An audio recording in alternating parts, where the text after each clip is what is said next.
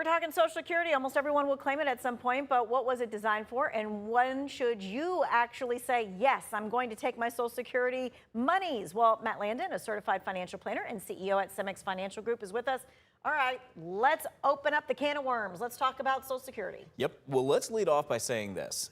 When it comes to Social Security, most of us had really no choice of whether or not we're going to opt into it, right? Unless you're a pastor or something along those lines.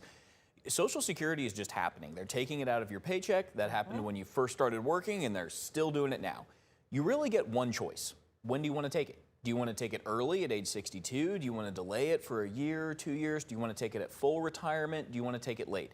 That's really the only choice you get. If you're a married couple, you can think about you and your spouse, but the timing around Social Security, I think it's really important to look at it more than just the paycheck and look at everything else that comes into it as well. Yeah, because there is a difference in the amount that you get depending on when you take it. Beyond just the monthly check size, though, what else should people maybe weigh in when they're making that call of what age they should take it at? Right. Well, I would say the first thing you really want to be considering is taxes. And the reason that I say this is because taxes are one of those things that should really be a through line through all of your retirement planning.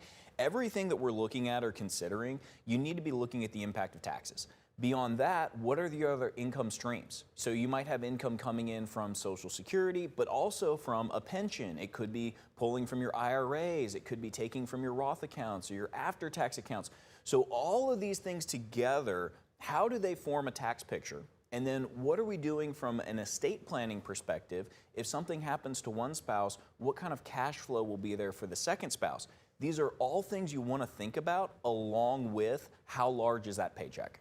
And all things that most of us don't know anything about, right? Well, I mean, seriously, right? So, like, what is the best place to start with that? Well, I would say a couple things. There's a QR code on the screen, and if you want, that has some tips on tax savings and things you can do in North Carolina, just some strategies that are kind of focused on North Carolina residents.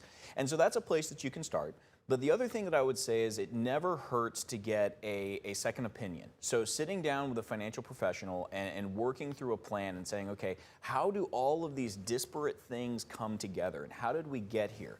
Because one of the things I think is so important with Social Security is remembering that if you're thinking about turning it on now, it will likely be there for you. But because it's a government program, it's always susceptible to change. And so factoring in both Social Security now, but also what it may look like in the future, I think it's important to put together a couple different plans when we're talking about Social Security. Yeah, because this just came up in conversation, right? It's not going to be fully funded 100% after so long, or at least right now anyway. And there are strategies where they can fix that, but it's entirely dependent upon what happens in Congress. Right. And that's anybody's guess.